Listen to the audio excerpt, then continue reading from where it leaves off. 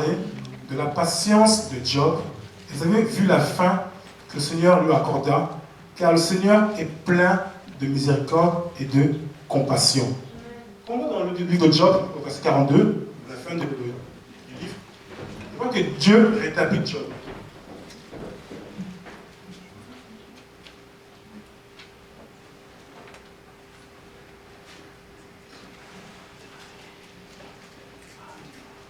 Verset 10.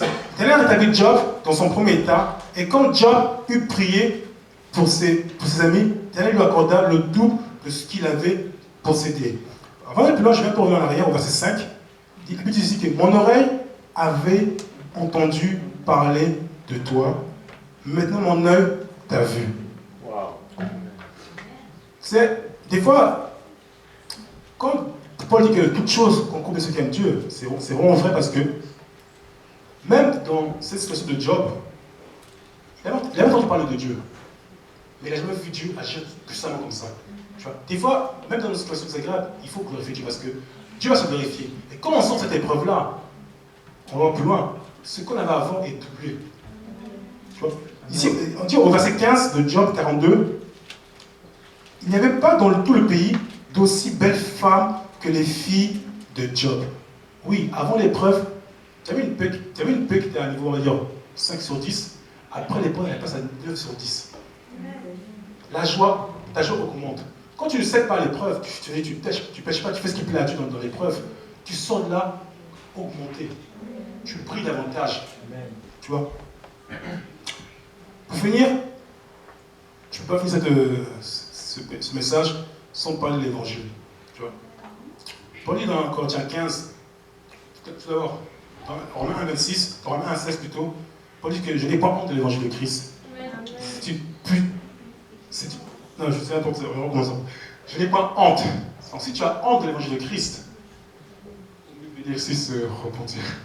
Je n'ai pas honte de l'évangile de Christ, c'est une puissance de Dieu pour le salut de quiconque croit.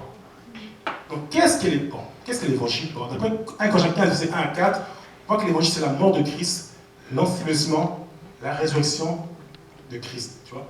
Maintenant, cette bonne nouvelle, elle devient une bonne nouvelle lorsque tu obéis. Amen. Si tu n'obéis pas, c'est juste la théorie. Tu vois.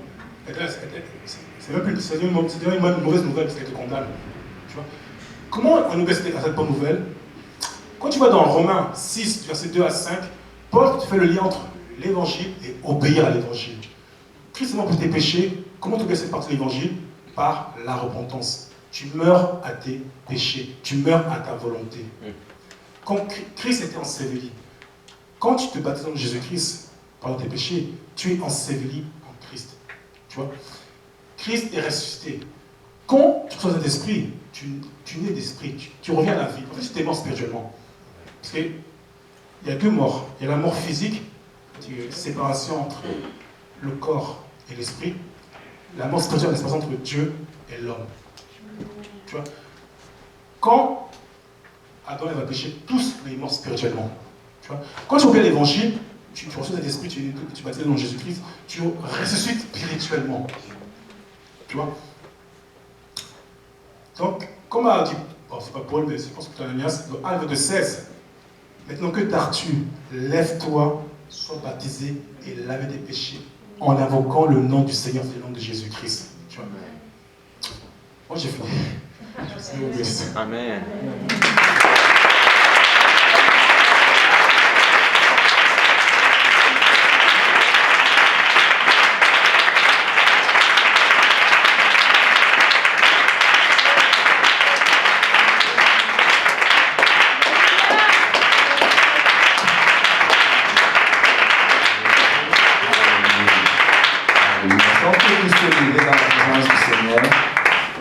Alléluia.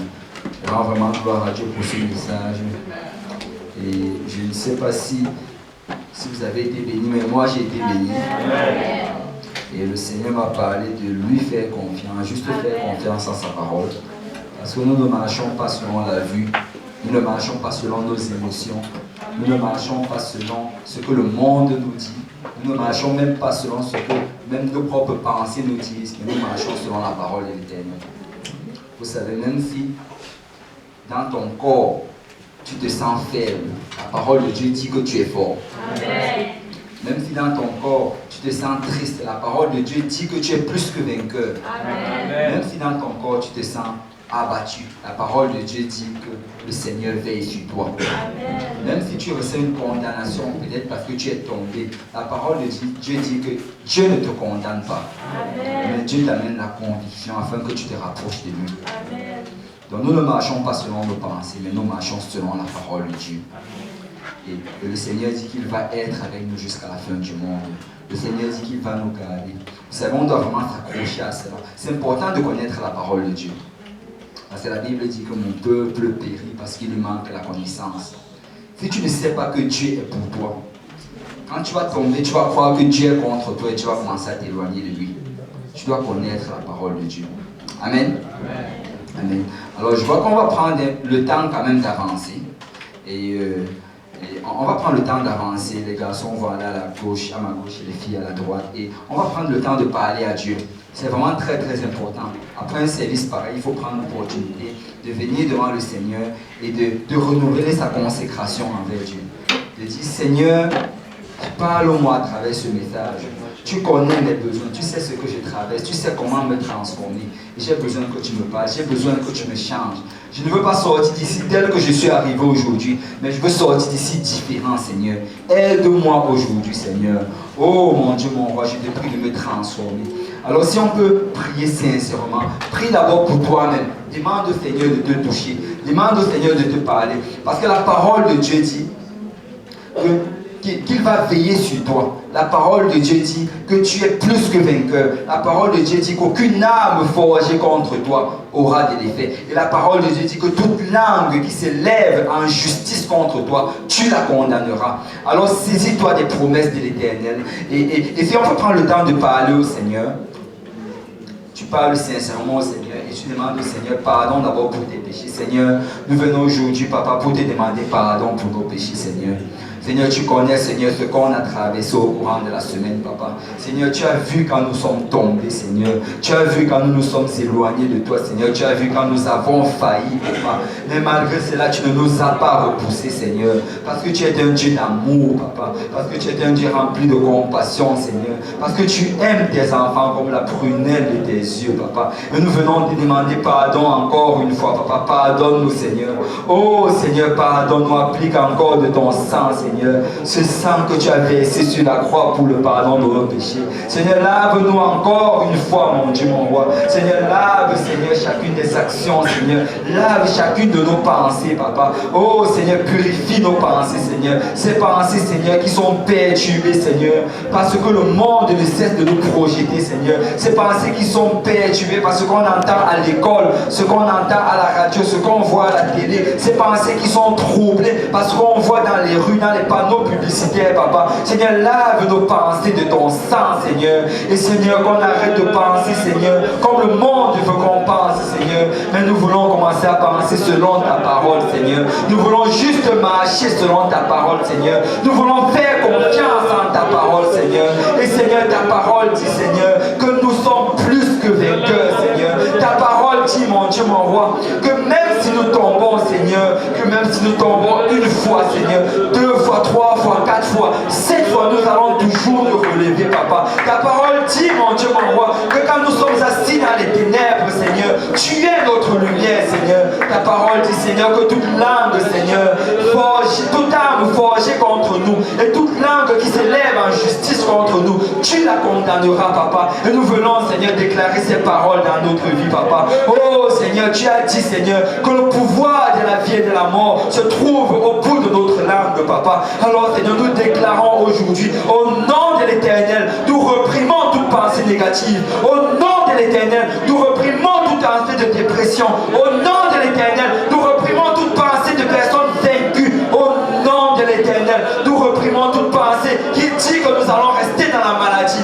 Nous reprimons ces pensées au nom de Jésus-Christ. Nous déclarons la guérison dans nos vies en ce moment. Au nom de Jésus. Nous déclarons la restauration au nom de Jésus. Nous déclarons la joie au nom de Jésus. Nous confessons la joie au nom de Jésus-Christ. Nous confessons la paix au nom de Jésus-Christ. Nous confessons la fidélité à l'Éternel de Jésus-Christ. Seigneur, ce n'est pas ta volonté que nous marchons chaque jour la tête basse. Nous marchons en tombant et en se relevant, en tombant et en tombant. Mais nous déclarons aujourd'hui que nous allons rester debout au nom de Jésus-Christ. Que l'Esprit de l'Éternel, les quatre vents, nous bougent du nord, du sud, de l'est à l'ouest. Et c'est que ça couvre nos vies aujourd'hui. Au nom de l'Éternel, j'appelle l'onction de l'Éternel sur chacune de nos vies. J'appelle la force de l'Éternel sur chacune de nos vies.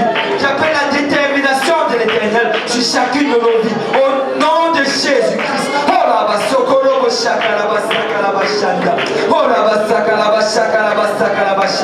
Seigneur, je ne veux plus marcher comme un enfant déprimé. Je ne veux plus marcher comme quelqu'un de vaincu. Mais je veux marcher la tête haute. Au nom de Jésus-Christ, je déclare la victoire dans ma vie en ce moment. Au nom de Jésus-Christ, je déclare la victoire. Au nom de Jésus-Christ, je vais faire l'œuvre de l'Éternel. Je vais persévérer dans l'œuvre de l'Éternel. Je vais être fidèle dans chacune des choses que l'Éternel m'appelle à faire. Je vais prier chaque jour. Je vais lire ma parole chaque jour.